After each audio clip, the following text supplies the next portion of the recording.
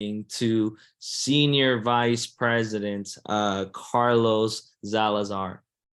Welcome, Good Carlos. morning. Carlos. Good Good morning, Coach. morning. Welcome. Thank you. Good Let's morning. go. All right. Well, good morning, everybody. Good morning. Good morning. Let's do it.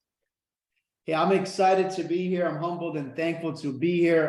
First of all, Edouard, man, just so proud of everything you've been doing, man. An amazing example of someone that, 4 years ago when we met, even when I saw him doing the admin, I'm like, man, this kid is going to be amazing in the business. And then we got to grab some food with the Ortiz family. Ortiz family is one of our heroes in the business. We look up to them so much. I mean, we see them, just the way they run their family business. We just picture our kids. So it's just, congratulations, first of all, $1 million hierarchy. Just so you guys know, it doesn't happen by one person. It happens as a team, and you guys are part of that.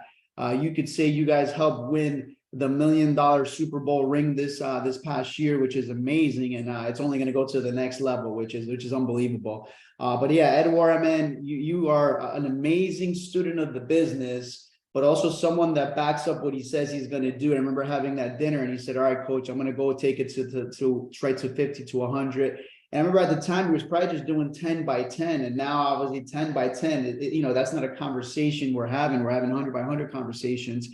So it is amazing, bro. Proud of everything you do. Your story is powerful, man. So super excited. Hey, so I'm just going to share a little bit about my story. About 4 years ago, visiting you guys is part of the reason too why we moved out to Tampa. We've been toying with moving to Tampa since 2011. But just so you know, I was introduced to the business as a college student.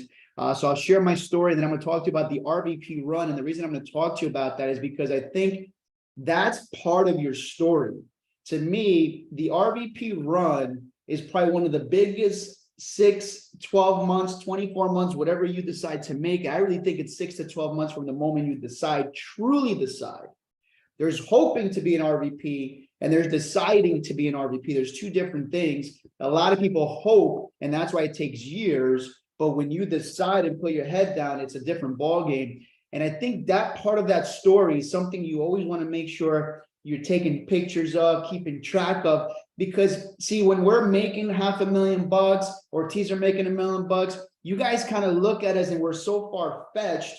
But I always like to listen to the regionals, the divisions that are on their run. And I love to hear from them, because to me, that's the grind that makes you. That's the grind that takes you to, even when you go to the million, that grind is with a hierarchy. It's a different kind of grind. But the grind to RVP, a lot of it is you and building that team, which is amazing. And you get really kind of some of the best nuggets. And I think your best growing pains are happening during that stage. But I was introduced to the company by a family friend. So I'll give you some notes as I go through this. I was a college student going to school for finance and business at Rutgers University at the time. And a family friend invited me to the business. Now, I want to let you know I was invited 3 times before I went. Now, the way they found me, though, Edouard, is that they tried recruiting my stepdad. And my stepdad, forget about it. Money and finance are not his thing. He referred me. So it's not who maybe is on the list, it's who do they know that you don't know. So because they had a list and they talked to my stepdad who wasn't interested, he referred me, guys. So you have to realize that. I always tell people every time, whoever you put on that list, it's either going to become your recruit, your client, or maybe they're going to refer you to somebody great. You don't know what's going to happen, which is why we need to put everybody down and talk to everybody. So thank God they had put my stepdad on that list. They invited me 3 times. So I share that with you because you got to follow up with people. I always wanted to go, but because I was conditioned in college that I needed the perfect suit, the perfect resume to go to an interview. And I was, the lady that recruited me at the time said, "Hey, I want to introduce you to a senior vice president." So I was like, damn, senior vice president. I need to buy a new suit. I need to have a friggin' resume on the right paper, right? That's what I was friggin' brain conditioned. And so that's why I didn't go the first 2 times. And then I finally went. And in that 1 hour, I learned more about money and business than I did in 4 years of college. I was about to graduate. It was junior year of college, and I never saw the rule of 72. So to me, that blew my mind away. But at the same time, I always hated having a boss. I hated it. So I knew that this is where I wanted to be. All right, guys. So let me get into my slides. And as I get into my slides, I'll share more of my story with you.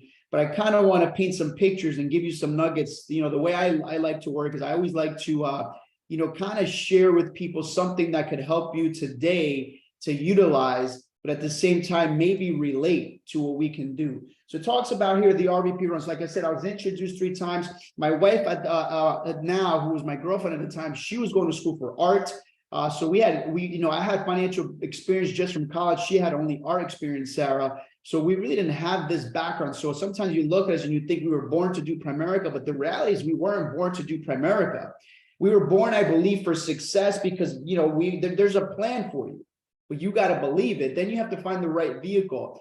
But once we decided, so I was part-time for 2 years, right, while I finished college. And then I worked for a music company called BMG Entertainment. And I was making $40,000 a year with them. I didn't go full-time here at Primerica. I was still part-time. And again, I think it's because it's a different animal than today. We didn't have bonuses. We didn't have everything you guys have today. So you're going to see some pictures and you're going to be like, damn, they had to do it that way. And by the way, my pictures are nothing compared to the way Art Williams had to do it and Keith Otto had to do it and the Ortiz family had to do it, right? So it's always evolution. It's always getting better, right? So what happened was, I remember reading the book Rich Dad Poor Dad, and in the chapter that it said, if you know how much you make an hour, then like you don't value yourself, something like that says in the chapter. And so he said, you need to be in your own business. That moment I read that book, I called Keith Otto. I said, brother, I'm letting you know I'm quitting my job, I'm giving my 2 weeks notice, I'm going full time. And so Edward, Keith said to me, well, man, you're my right-hand man. I got more places to go than I have time for. In my mind, I said, damn, he's going to give me appointments. He's going to give me friggin' oh, man, I'm friggin' set. So I went full time thinking he was going to do that. And I remember I was already conditioned, go to work early, get to the office 8 o'clock, right? So I get to the office 8 o'clock on a Monday and it's friggin' dark. No one's there. And I'm like, crap, maybe this is not as real as I thought. What the hell? Where is everybody? People didn't get there till like 10 o'clock for the 10:30 meeting, right? And so I'm like, sure, all right, at least somebody got here, right? Because you're so used to going to corporate 8 o'clock. So for 2 hours, I was waiting for someone to get there. I'm like, I'm hoping this is really the right choice, right? And then I was like, Keith, hey, where's my office, right? Because you're thinking office, corporate America. He's like, well, listen, you could use Danielle's office for now because she was pregnant at the time. But then call Bell Atlantic, which is today's Verizon, and tell them to still hook up a phone for you in our training room.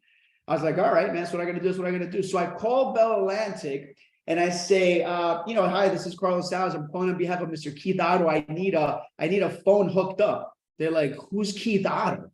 I'm like, who do you mean who's Keith Otto? Man, Keith Otto, Primerica, Senior Vice President, man, I need a phone. They're like, we don't know who Keith Otto is. We don't know who Primerica is, but you want a phone? It's $400 to hook up the phone. I'm going to share some nuggets with you so you understand the value of what you have. So if you look at this picture here, part of your schedule's got to be to make contacts. Back then for us, it was physical phone calls, right? Because there was no texting back then. If you text back then, it was like 25 cents a text. So imagine, I know you guys were on social media, right? There was no social media either, by the way, back then, okay? So I couldn't friend 100 people and message 100 people. If I sent 100 friggin' text messages and they responded a couple of times, I'm looking at $100 a day just on text message. And back then I had Sprint because Sprint was the only company that gave you from 7 o'clock on unlimited phone calls. So prior to that, you had no unlimited phone calls. So I had to get a phone line. So if you see behind me, you can't see it, but there's this big orange ugly box. This is the train room. Me and Glenn Lee used to call it the boiler room. Me and Glenn Lee went full time at the same time. And we had to make phone calls. And our number was 50 to 100 a day. It's nothing different than what you guys know, except you guys maybe use social media today. You use Instagram, you use LinkedIn, you use whatever you use, right? 100 texts, whatever it is. But you got to realize you got to make a 50 to 100 contacts a day, no matter what, if you want to get big. And that's not just Primerica, that's any business. Talk to any other sales business, talk to any business that talks about success. That's what you got to do. And so I remember sitting there and making calls, and me and Glenn Lee would make calls together, and we were terrible. I listened to Glenn Lee and be like, bro, what the hell did you say? No wonder why they weren't interested. And then I make a call, be like, dude, what the hell was that? I'm like, I don't know, bro. I try to copy what you said. And then we'd feed off each other. All of a sudden he would say something. I'm like, man, that was good. And then we'd be like picking up the phone and they like, you know, all of a sudden they say yes, right? Edward, and I would be like, let me check with my secretary if my schedule is open, right? And be like, yo, Glenn, is my schedule open? He's like, bro, you got nothing. You are definitely open, right? So have fun with it. But guys, I share that with you because you pick up this cell phone and you could call China right now, unlimited. Back then, my phone bill, if I had a good month, was $300 to $400 a month. Because the moment you called outside of the building, it was considered long distance. So think about it. Who the hell am I calling in the building? I needed to call people outside the damn building, right? Everything was a long distance phone call. So my phone bill was $300 to $400 a month for me to have a good month. Yet today we could text whoever we want, unlimited what, 40, 50 bucks a month? And yeah, I don't know about you, Edward, but I got some guys that can't make 50 contacts a day because they're afraid to pick this up.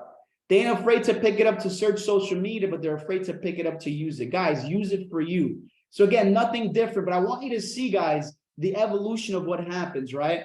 This is myself, Glenn Lee, a couple girls in our Bay shop. Sarah's taking the picture. This was us in Bay Ridge, Brooklyn. So what do I mean? I want to talk to you about this because now we have the Zoom world. Think about it. We could rally. You guys did an amazing job. Over 100 people here today, right?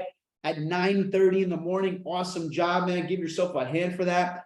But this is in Bay Ridge, Brooklyn, hours before an out meeting. I never had been to Brooklyn, but we were upcoming superstars. And Keith said, hey, we're expanding into Brooklyn. We want you guys to help us expand. I'm like, dude, I've never been to Brooklyn. And Glenn's like, dude, I live in Staten Island. That's right there. We'll figure it out. I'm like, all right, bro, let's go.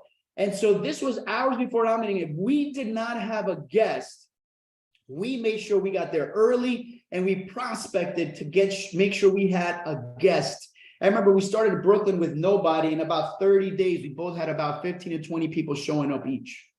Live, not Zoom, live. So I share that with you because you have to ask yourself this question. And the question I ask my guys, I'm like, how can we not rally someone to just put their computer on with their damn pajamas? And we'd be relentless to make sure we had someone show up to a meeting. That's the mindset you got to have on that run. That no matter what the coach calls, he calls a meeting, you rally to everything. Always have a guest, always have an appointment, right? Always have people rally. So rallying, right? So again, I'm showing you because this is the run. See, because people look at us and say, man, did you do what we did? I'm like, what? I said, I did it harder. You show up to your office in your house, you put your pajamas on, and then you do friggin' appointments. How amazing is that? This is my wife, Sarah, running a woman wine and cheese / phone blitz / power hour. Get creative. So she's in Queens. I'm in New Jersey doing a phone blitz on a Sunday night. Hey, these are some of the things. See, we decided that we were going to sacrifice from 22 till about 30 to build a hierarchy that would pay us whether we showed up or not, and we could raise our family. And that's exactly what happened. By the time we were 26, making a 6-figure income, 28, making over 200,000, right? And so now we're on our run to the million. But in our 20s, in my opinion, you guys that are young, between 20 and 30, 35, that's where you build this, run it, and that way you have the freedom of life. But for a short period of time, and I think today what took us that 4-year period is less time today because of social media and everything else we have, right? This is us doing one in New Jersey. So 2 locations, you guys that are partners.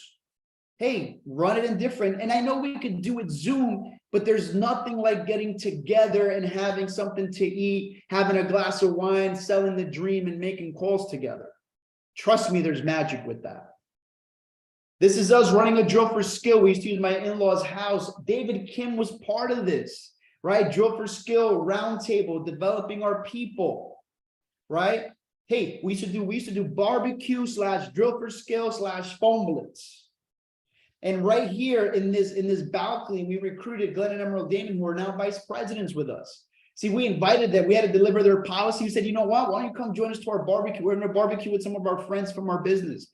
Like, all right, that sounds kind of cool. And we ended up recruiting them. They fell in love with the environment. They fell in love, like, man, you guys are barbecuing as man. And they were like, damn, that sounds good. And they joined the business. Now they're RVPs with us. They just moved to Texas. So again, sharing some things with you that we did then that the Zoom world has changed maybe. And you got to realize that you got to maybe readapt. That's what I'm doing now. Friday night, I got some teammates coming over that we just recruited here in Tampa, remodeling our base shop to grow our Tampa team right now, right? We we're nowhere near where we want to be. We need to grow our base shop right now. So again, as I share this with you, it's reminding me of some of the things I'm going to have to do to take it to the next level if I want to get to the million. If now I keep coasting at 500 to 600,000 a year, but I don't want to stay there. Because if I stay there, it takes somebody else's opportunity away, right? And then, hey, there's leadership events. You need to rally to events. And they always say the amount of direction you have showing will kind of give you the amount of people you're going to have underneath. So this is us getting promoted that day to division leader. We had 13 teammates at the end of the school, which means we probably had more because at lunchtime, usually you lose some for food, right? And they don't come back. But as I share this with you, everybody you see here, except me and my wife, including my little brother who couldn't join then, have quit Primerica. Whoa, people quit on you too, Carlos? Absolutely. Absolutely. Well, why do they quit? I don't know. Don't figure it out, because if you figure it out, you may quit. Don't take that class. Don't listen to that message. But see, either here when they quit, either we give up or we reload or we go get some new people. See, part of it is people are going to quit. Hey, January 2nd, a ton of people joined the gym. Right now it's January 19. I bet you some already quit. A bunch of you are in this hard 75, I've heard. Some of you stayed with it. Some of you might have left it. Right? I didn't even jump in the hard 75. I'm like, Eric, I ain't ready for it. I ain't ready for it right now. I'm going to do a hard 25 right now. I'm going to give me the hard 25 for now. But pretty soon I'll be in the hard 75 with Eric, right? This is another one, right? Getting promoted to regional. Other teammates. Everybody you see here quit also. This was part of our RVP run. Hey, so on your RVP run, may you have some teammates and some legs quit on the run? Yes. But you need to continue to build. Because you want to find the ones that are going to want to work with you. It's part of the game. Talk to anybody. I've talked to Mario. Mario's like, man, on my run, I had a bunch of friends friggin' quit. I remember on my birthday, we had a get together, and then friggin' 2 weeks later, like 6 of my best friends or my top friends quit. That was their birthday gift to me. I could have quit with them, or I said, you know what? I know where I'm going. Right, this is us getting the green jacket. Today they don't give green jackets out. Today they give out a jersey. In my opinion, you got to get the future. You got to be part of that. See, I believe in your RVP run, you got to be willing to do what you want your team to do. So we made sure we were one of the top RVPs. We're top 15 in that contest. And that was the Diplomats. That's the only time they've done it before. That place is actually pretty nice. But we got that green jacket, which, by the way, meant a lot of money. I hated the color, but it meant 30% plus bonus. Not 20, it was 30 back then, which was friggin' exciting, Edward. It was 30% for 6 months, bro, no matter what. So we fought for that. Are you fighting for that jersey? So you can't tell your team to go get it if you didn't get it. Lead by example, right? I'm going to teach you a lot right here. See, they always say, you're one recruit away from an explosion. I'm going to disagree with that for a second. It's part of the explosion. But you're one committed goal away from the explosion. If you don't commit to the goal and the target, the recruit doesn't come. So if you can't commit to that, the recruit doesn't come, the explosion doesn't happen. The commitment's got to come first to the target and the goal. So I remember it was right before we were probably like district leaders getting ready to double-digit recruit, right? And for some reason, man, 8, 9 recruits friggin' happening. Couldn't get 10. And I remember that day, that month, Keith would stand us up in front of everybody in the training room and say, okay, what are your goals for the month? And I remember getting up and saying, you know what, Keith, I'm friggin' tired of hitting 8, 9 recruits. We're going to do 10 this month. I'm going to do 10 myself. At that time, no one was recruiting 10 directs in the office. So he's like, everybody's like, oh. So the Glenn was like, I'm going to do 10 then, right? Mike McCarry, I'm going to do 10. And so I remember the first week, we were at friggin' 5.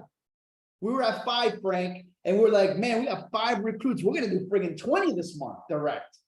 And then all of a sudden, the next 3 weeks happened and it slowed down. And I was at 9. And so I was at 9 directs month end. Okay, it was month end, 9 directs. And I could have said, you know what? I got 9 directs. I'm beating everybody. I'm good to go.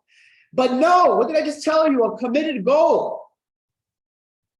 So I said, man, I told my coach I was going to do 10. I can't give up on this. Our month end was a little bit different back then.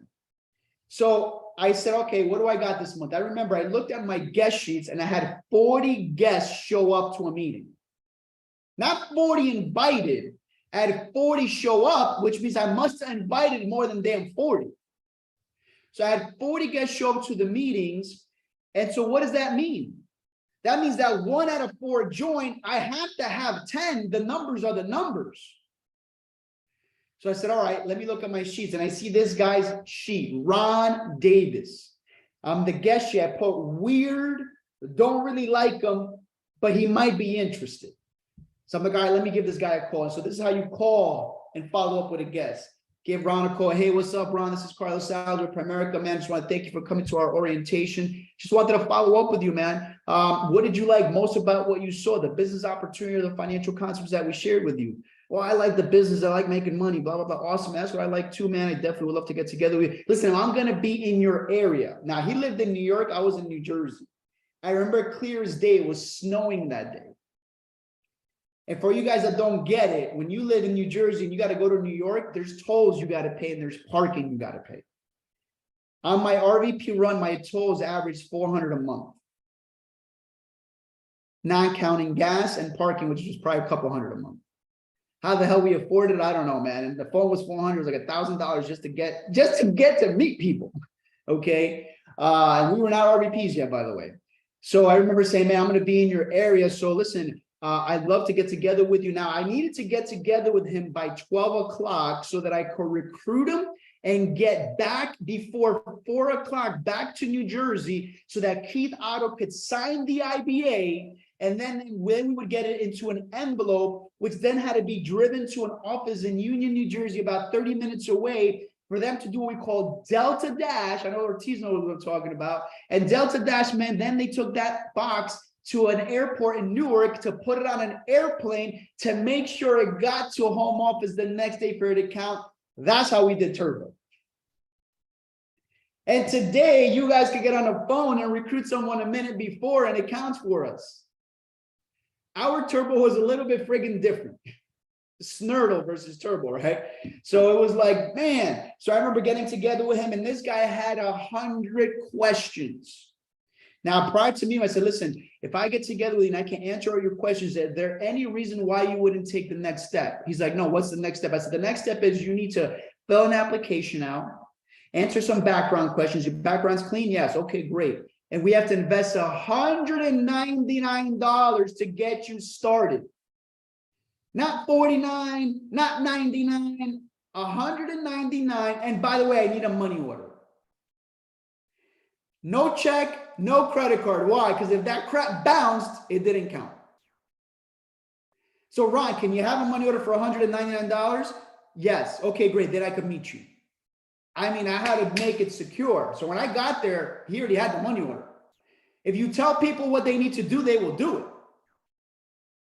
We got together, answer all his damn questions. And then I get him on board. And I'm like, hey, awesome, man. We got to get together in 24 hours to put your list together. He's like, well, what do you mean your list? That's the people, you know, your warm market from the New York area. He's like, I'm not from New York. I'm from Pittsburgh. Because I just moved here. I'm like, oh, Frank, Pittsburgh. What the hell am I going to do with this guy? There's no Zoom back then. I'm like, all right, man, we'll figure it out. So I recruit him. I got to get the IBA back. So I end up meeting with this kid. And I'm like, what are you good at?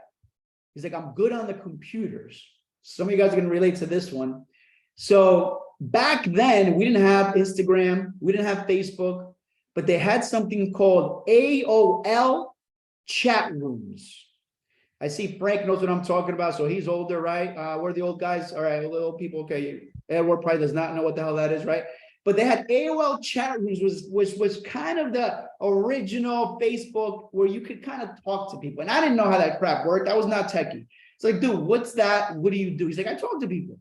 I'm like, okay, you talk to people there. All right, I'm going to tell you what to say. So I told him what to say. This guy he started talking to, 100 people a day. All of a sudden, I call him up, right? Rally to the Wednesday night meeting. Hey, man, Ron is going to be Keith out there. You got to come today, man. How many guests you got coming? I got 10. I got 20. Edward, this guy starts bringing people. Now, this guy, remember, was weird. So I was like, dude, just let them come, introduce me, and shut up. I got the rest. So he would bring people. They would show up. I would let him just introduce me, and I took over. I start double-digit recruiting with this guy, and we're double-digit recruiting. We're rocking and rolling, blah, blah, blah. He leaves me 6 districts and quits because he wants it to happen faster. But before he quits, he recruits a guy named David Kim. David Kim today is one of my VPs that makes 400 grand with me. He's probably the biggest part of our organization right now. So why do I share this with you? Because are you committed to the goal you gave your coach? Are you committed to following up with somebody and figuring out how we can get them productive? And are you committed to working underneath and making sure you catch the studs? Right? This picture here, we call it the last man standing. We were RVP now, right? David Kim joined the week that we got promoted to RVP, actually. But if you look at this picture, everybody you see here has quit, except my man, David Kim. And so when you're building your business, you're always wondering, man, who's going to be the stud? You don't know. Sometimes you find them early. Sometimes you find them later. David Kim wasn't the fastest horse out of the gate, but he was the last man standing. And now he's a superstar. So again, I want you to see this because I want you to realize that what's happening to you, people quitting, people doing this, has happened to us too.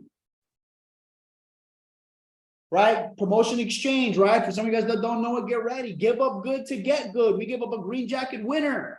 You know, sometimes we're afraid to talk to that about people. No. I remember listening to Art Williams and a couple other audios, and they're like, man, you need to let people know from the beginning how awesome that is. That's the biggest part of the business. When I talk to people that are serious, I let them know this is what's expected. Get ready to build a business. Why? Because it's genius. Give up once to receive for the rest of your life. That's how we beat the insurance industry. That's how we beat real estate. See, in real estate, they don't want to promote brokers. Why? Because they don't have this exchange in the program. See, if real estate had the exchange program, they'd be better. See, Art took real estate, right? Regular business, insurance industry, and meshed it together to create the greatest business ever. Right? This was us getting promoted to RVP. We were already wearing our watch as regional leaders. And back then, we didn't have bonuses, prepaid league, all this other crap. It was just life insurance and investments. Made $50,000 as a regional. You should always make money. I tell my guys all the time, there's no such thing as not making money. You are in the money business. So you guys have to have a mindset that, hey, I'm going to go make 50. And in today's Primerica, what I did then in today's Primerica, we would have made 100 with the bonuses and all the other products you could do and being able to have bonuses for the new people. So you have to have the mindset that you got to go make 50 to 100,000 prior to RVP. Learn the business making 50 to 100 grand. No such thing as not making money. Right? And then we got promoted to RVP. And I remember Sarah saying to us, man, Carlos, what we just went through, the pictures I shared with you, who the heck is willing to do that with us? Can we find somebody? And I'm here to tell you, you will find them. I'm here to tell you, Edward's an example of it. Ortiz are examples of it. There's a bunch of you right now that are probably going to decide to become that run. And so I share the run with you because the run may be slightly different today with social media and stuff, but the work ethic is the same. The amount of contacts you have to make is the same. That some are going to stay and some are going to go is the same. There's no difference. But go build any other business. There's no difference either. You know, I saw Edward post something yesterday about his buddy's got a successful business. You think it was overnight? They started in his apartment. Hey, Microsoft, right, went to IBM years ago to give his idea about a computer on a desk, and IBM said, dumb idea. Think about it. I'm gonna get a little personal if you touch my story. So I was born in Colombia and we came to the country, right? So we came from a different country. And first time around, we actually got kicked out of the country. Okay, we got deported in Bahamas. Like when I took my mom to Bahamas, she was like, "Oh, I took you to Bahamas." I mean, yeah, you took me a little bit different than I'm taking you. We were actually deported to Bahamas, got kicked out. But thank God my mom did not give up, and we came back. So we came back, and this is a picture of me at 7 years old. But we lived in a 1-bedroom apartment, and my bedroom was a friggin' closet. You could see the coats hanging there. And so the closet was literally one of those little fold-up mattresses that you had. And this is me. And I remember there were stairs up. That was like the original friggin' Harry Potter. And I remember sitting there and asking God, I said, God, this is what you brought me to America for? This is my opportunity. Do you not care for me? Do you not love me? This is what I had. And by the way, my environment, let's just say, was not Pleasantville. Grew up with a stepdad. Let's just say it was a little bit violent. Let's just say things happened. So I don't know if he put me in the closet so that I could kind of eliminate some of the noise. But let's just say every night, there's many times I didn't go to sleep wondering what the hell would happen tonight. Would my mother be alive the next day? What could happen? I didn't know. And so many times like, God, man, this is what you brought me. And I would just pray and say, God, do me a favor. Just give me an opportunity. Give me an opportunity to change. Give me an opportunity to not let my kids live like this. And I get emotional because I go back to this moment and I'm like, man, when I thought I had nothing, when I thought God didn't care for me, when I thought, man, well, what did I come to America for? I could have stayed in Colombia and probably done more. And you question yourself and you're sitting there saying, man, there's got to be more. Just give me a shot. And I remember, man, my friends would want to come over and I always said, no, man, my bedroom's under construction. You guys can't come over under construction. I had no friggin' bedroom. And again, my story is my story. Don't compare yours to mine. We all have different stories. But see, the story is either going to make you or break you. See, they say you're a product of your environment. BS. I don't believe that. I'm going to write the book. That's not the product of the environment. It's how you react to your environment. See, I know people that live in Pleasantville, that live in a great home, and yet they end up a mess. They end up the way I should have ended up. See, psychologists, sociologists would say, man, that kid's not going to make it. That kid's going to be in jail. That kid will sell drugs. He'll be on drugs. He'll be an alcohol. He'll beat his wife. That's what they would have said about that 7-year-old. And I could have just said, you know what? Let me follow the chains. Let me not break the chains and follow the path and follow the tree that's happening in my family right now. Or I could have said, let me break the chains and let me do the opposite. See, my mindset was, I said, God, give me a shot and I'll be the opposite. And I ain't perfect, but give me a shot and I'll do better.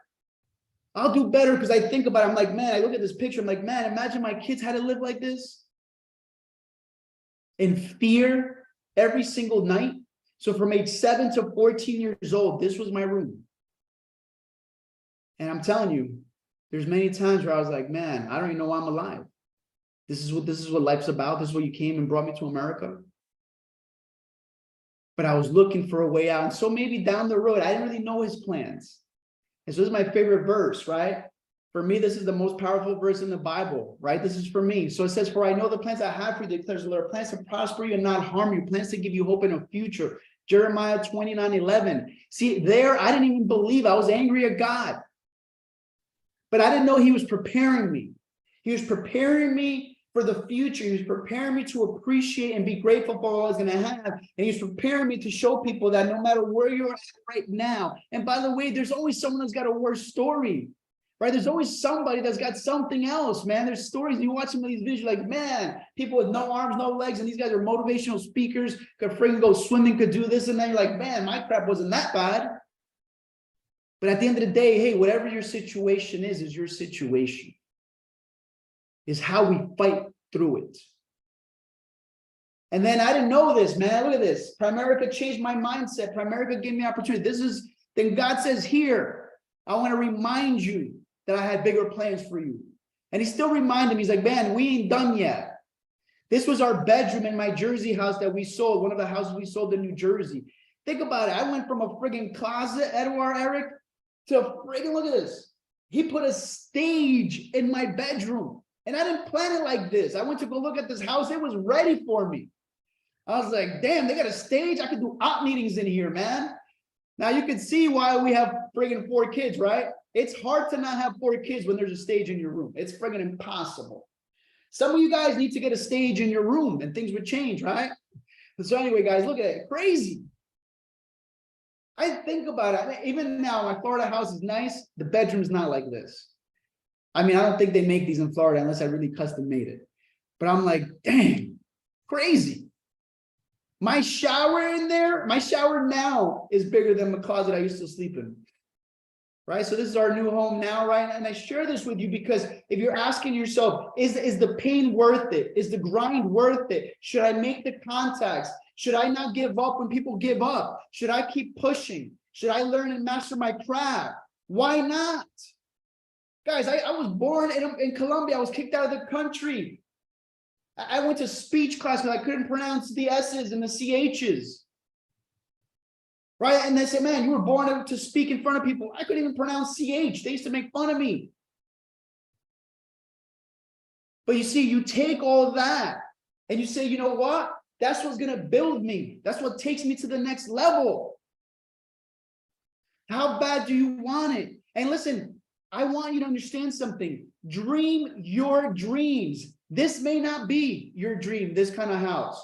Maybe it's another lake house. Maybe it's somewhere, whatever it is. It doesn't matter. Dream your dreams, because if you're dreaming your upline's dreams or you're dreaming your sideline's dreams, you ain't fighting for yours, which will never get you anywhere. Identify CCMP, clear, concise mental picture. What is your dream? Right? Melissa, right? What is your dream? Mary Lou, what is your dream? What are you willing to fight for? Not what does your upline want you to fight for, is what you want to fight for. That's the way you got to go about this, right? Right? Daniel Martinez is what you're looking to fight for. I see Brandon. Brandon is what you're about to fight for, bro. Because it's your dreams. If you start fighting somebody else's dreams, you'll never fight the true fight. See, I want you to understand something. You're worth it. I want you to write that down. I am worth it. See, your past may remind you. My past, trust me, I don't forget it. You know, I others, which we're doing again in May in Pennsylvania, and I share my story there. And man, it's no joke, because I put myself back in there, and it reminds me of where I was. But it will never define you. It only defines you if you're willing to give up. It only defines you if you say, it's time to define me. See, you're here for a reason, and you're part of an amazing organization. You got guys with amazing stories. You know, I heard Edward's story. His story is powerful. The Ortiz family, man, what an example you guys have in front of you. See, we're made to dream and achieve by the Almighty. But what happens is the enemy gets in your head. And the enemy says you can't. I'm here to tell you, why not you? I ain't better than you. You saw how I grew up. I wasn't supposed to make it. See, right now your family's counting on you to go change the tree. Your family is saying, man, we're looking for the golden boy, the golden girl. I chose to be the golden boy. You got to choose to be the golden one.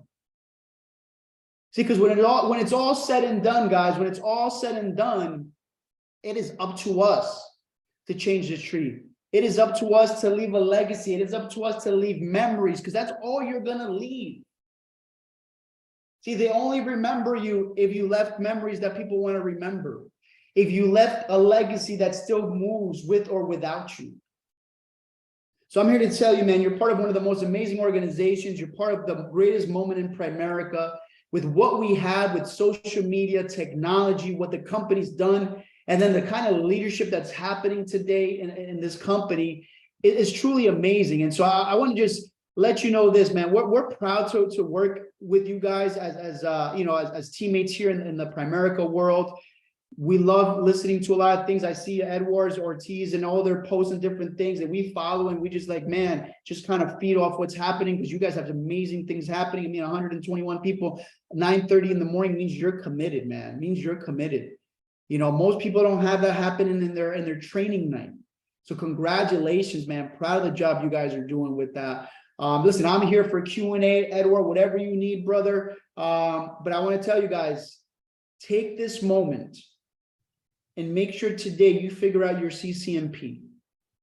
What are you willing to fight for? And once you figure out what you're willing to fight for, then you have to realize it's going to take time, commitment, and change. And understand this, whenever we decide that we're going to make some change, that means there's going to be a disruption. There's always a disruption when there's change. And the problem that happens is when there's a disruption with change, people cannot take the disruption. Like I know these guys are doing, a bunch of you guys are doing the 75 hard. There's a disruption, right? 2 friggin' workouts, 45 minutes, this, that, drink water. You get, dude, that's a disruption, which is why most people won't make it. If it was easy, they call it 75 easy. But the fight of going through this disruption is where the gold is where the light is where the goal, the target, the dream is. So let's make sure we decide today, CCMP, let's change, embrace the disruption, and attack the goal and dream with massive action. Edward, back to you, brother. I'm here for whatever you need. Man, you killed it. You killed it. You killed it. Good I job, told you good job. you're gonna go through all the emotions. So I got so much notes, man. That was awesome. I can't believe you used to pay that much for a phone. Yeah. Me and Glenn Lee, bro, $300 to $400 a month each. You know, it's crazy. And, and nowadays, people, they complain about maybe like an office rent being, $300 or $400 or, any minimal investment. My office rent was $750 as a regional. Regional, right? Yeah.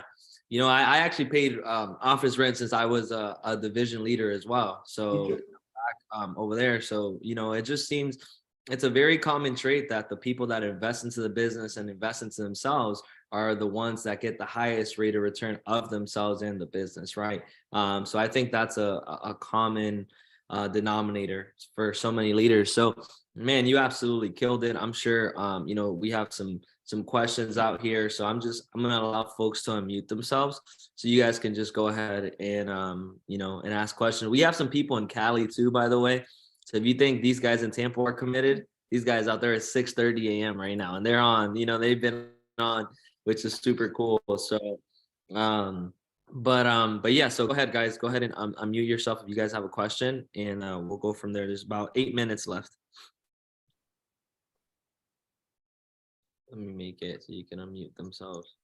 Hey, Hey, how's it? Go ahead, Errol. Go ahead.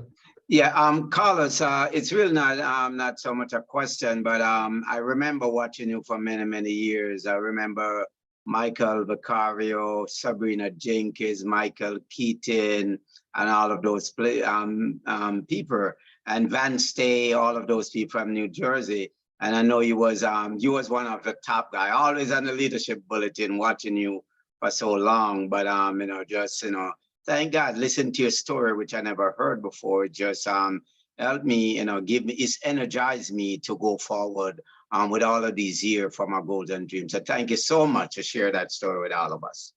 Harold, appreciate you, brother. Thank you so much, man. Carlos, question. So I wanted to ask you, what was like your mental shift when it was your turn to become a leader? Like for you to go for that RVP promotion, was there a mental shift in your business? And what kind of mindset did you have? Great question.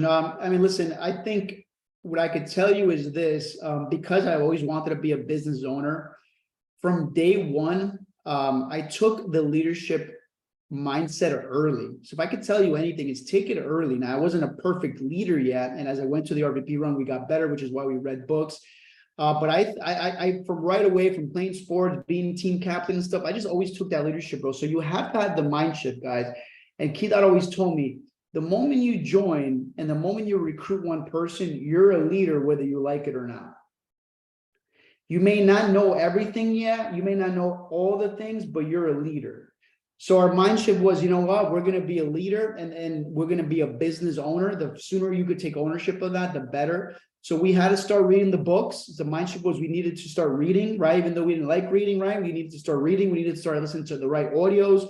And so my car became a freaking classroom. Jimmy Meyer, Hector Lamarck, the greats at the time. That's all I listened to. I shut music down for years. If you ask me, in my run, what was the hit song, I could not friggin' tell you for the life of me, because my hit songs were Hector Lamarck, Overcoming Objections, Jimmy Meyer, Builder's Mindset. That was it, man. I could tell you. You put Hector Lamarck on right now, I could tell you what he's gonna say next, and I haven't listened to it in years because it's ingrained like a song. So the mind shift has got to be that, to answer your question. So take that leadership early and own it. Hopefully that answered your question.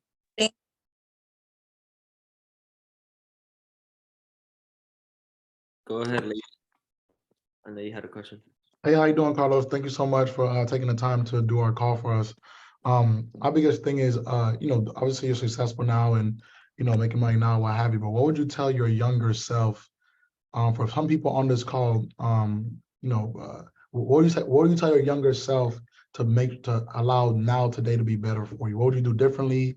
Some of the habits you wish you would have kicked earlier, relationships, or whatever it might be. What do you say you tell your younger self is you'll owe it to yourself today of why you're successful today? God, I appreciate it. Thank you. And by the way, Late, man, awesome numbers, man. Rocking and rolling. Congratulations. Ring, RVP, man. Great stuff. Appreciate it. So what I would say this, I wish I would have went full-time earlier, definitely. And not full-time FOOL, okay, FULL full-time, right? I wish I would went full-time earlier and took ownership of business even earlier, okay? And Dick Walker said an amazing thing, and I think about it all the time. He's like, name me an athlete that's a part-time athlete. There isn't. So the moment you decide you really want to do this, Lane, I think I would have went full-time earlier. And then the other thing that I think I would have readjusted that I think cost me a lot of people and money was that I focused on a lot of directs, and I know we played the direct game, but I didn't really focus on depth. I kind of let depth, for the most part, maybe go 1 or 2 deep, maybe 3, and then let it take care of itself. And unfortunately, as I've gotten more experience, I realized that when you focus on so much width and don't go on depth, you lose studs, because the tiger and the oil is really found underneath.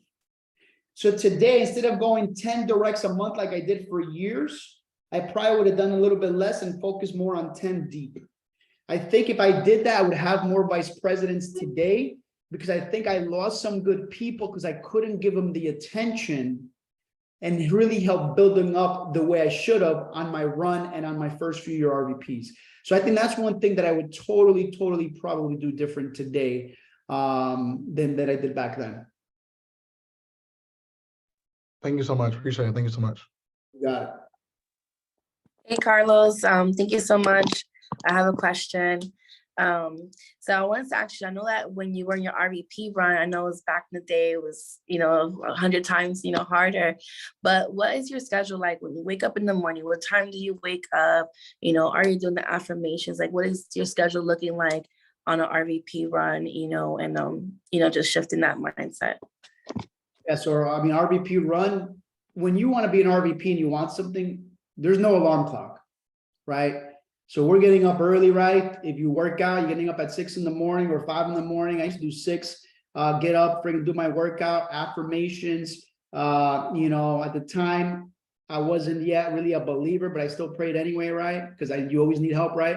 But affirmations was big. And then I was in the office by 8 o'clock, the latest, because I wanted to get all the BS paperwork that we need to get done. Today it's freaking turbo, so you guys have it less than we did, but all that crap needed to get done between 8 and 9, and then between 9 and 12 was my contacts, my phone calls, prospecting like crazy. 12 to 1 was lunch. Either I was having lunch in the office because I had one-on-ones between 1 and 4. If I didn't have one-on-ones for whatever reason, then I was doing 12 to 1 lunch out with Glenn Lee, and we'd go prospect and meet some people and maybe throw in an hour of prospecting.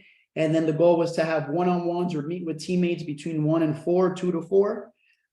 Some point, take a dinner break, prospect again, most likely was out, and then 6 to whatever time or 5 to whatever time in the field. That was my RVP run, and that was Glenn Lee's run. And but this is the other thing that I told my guys back then that we were great at. When we did 9 to 12, and it's so easy to get distracted today, I didn't get no distractions. My office door would be shut, and I would let people know. Because, you know, when you're a player, people want to ask you a million questions, pick your brain, blah, blah, blah. Hey, listen, 9 to 12, don't pick my brain. I am on my phones from 9 to 12. Leave me alone. If you want to come in and listen all you want. Just don't ask me questions. And Okay. I've been on my grind. So you got to make sure when you say you're going to do what you got to do, don't get distracted. It's easy with social media today and all the other crap that happens, Telegram, everything that's happening, right? So make sure you don't get distracted. And if something reschedules, what we were really good at was, I called Glenn, I called somebody, find out who was available. Let's go prospect. Let's go meet some people. Let's do a phone blitz together. Anything that could help create more activity. Thank you so much. And the CCMP, what does it stand for again? Clear. Concise mental picture. Thank you so much. Appreciate you. You got it. Hey, Coach. Yeah. What's up, Anthony? Hey, what's up, Coach? How you doing? Can't wait to see you at TBLS if you'll be out there with the team. What's it called? That's awesome. Hey, I had a quick question. I know, just in my head, playing that conversation, having that with, like, if you have a top guy or whatever that's showing up and wants to win, and you could tell that conversation with giving replacement, and that's like the sexy part because I came from real estate, so I like that. Can you role play that with me real quick on what you would say if I'm showing up? I'm your good district or division. How would you tell me that? Make it super clear, write it out for me, or would you have me in the office? Tell me about it. All right. So then obviously you need to get in the office and talk to him. Listen, if I was talking to you, I'd be like, Anthony, listen, I want to get together with you and I want to map out your game plan to becoming a regional vice president. How bad do you want that contract? I want it bad, so I go full time and really make it happen. Yeah. Awesome. So now we're going to get together and I'm going to cover, and I'm going to say, listen, one of the things that I want to cover with you is obviously, your guidelines, wherever your guidelines are, do all that stuff, right? I'm not going to cover that with you guys because everybody's different. Cover the guidelines, cover what to expect. Just some of my expectations are I need to know guys can survive off their own pen. So I definitely want guys that can recruit and personally produce regardless. And also people that have built teams, right? And I always tell people, if you look at any of the Art Williams ones, and you might want to play, right? There's an Art Williams audio that's about 10 minutes long. I would probably play this for a lot of the guys, which talks about the replacement and talks about the genius of it, okay? So it's always good to have that, but I would let them know, hey, listen, one of the things that I want to share with you that, especially you came from real estate, right, Anthony? So role play with you, bro. Yeah, let's go. Yep. Yeah, I came from real estate. Okay, so let me ask you a question. You were an agent or a broker? I was an agent. My grandma was a broker associate. Yeah. Okay, so Anthony, let me ask you this. And since you were an agent and your grandma was the broker, let me ask you this. Did you ever have the opportunity to go become your own broker? It would have taken me about a couple of years before they said I can go out and take the test. Okay, and then when you did that, was that something that your grandmother would have been excited for or not so excited for? Not so excited. Why is that?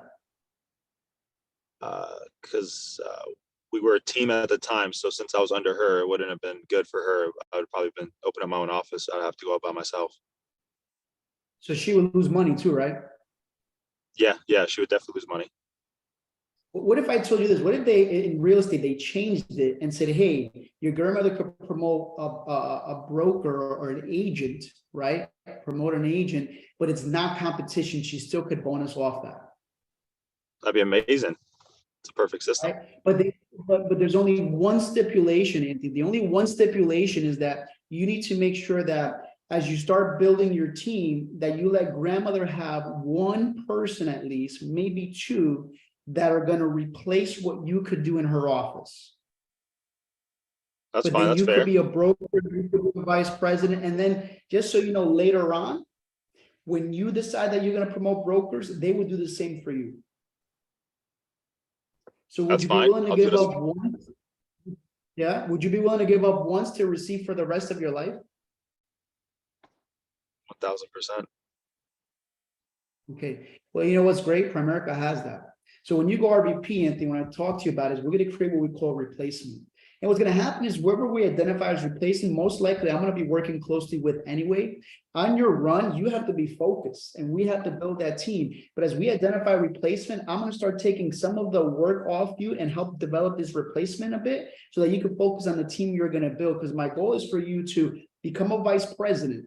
And so, Anthony, this is why no matter what, I want to make sure we have a 4-pillar game plan. I want to have at least 4 legs that we produce. 2 need to be super studs, and we need 2 that are pretty good. If we get all 4 studs, that'd be great. But for I found in my business, usually most people have 2 studs and 2 okay ones. And I'm probably gonna keep a stud and an okay one, and maybe give for the economic, for the.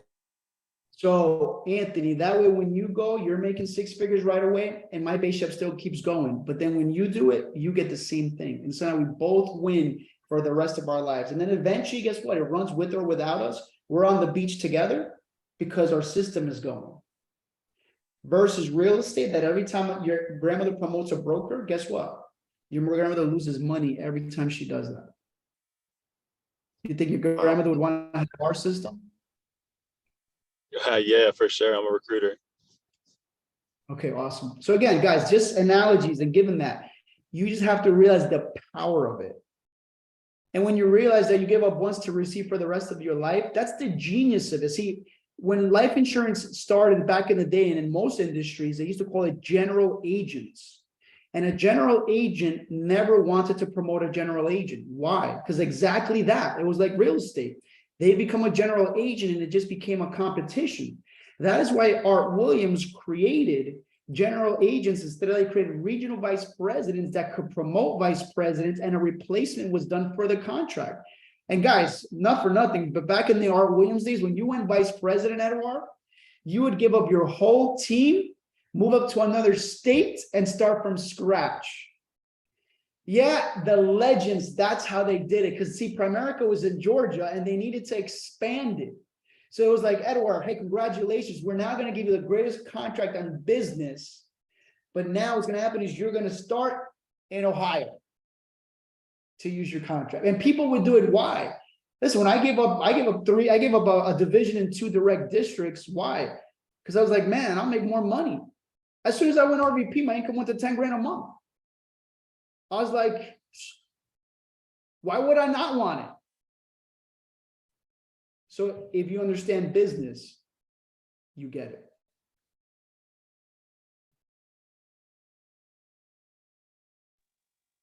Thank you. That was fire.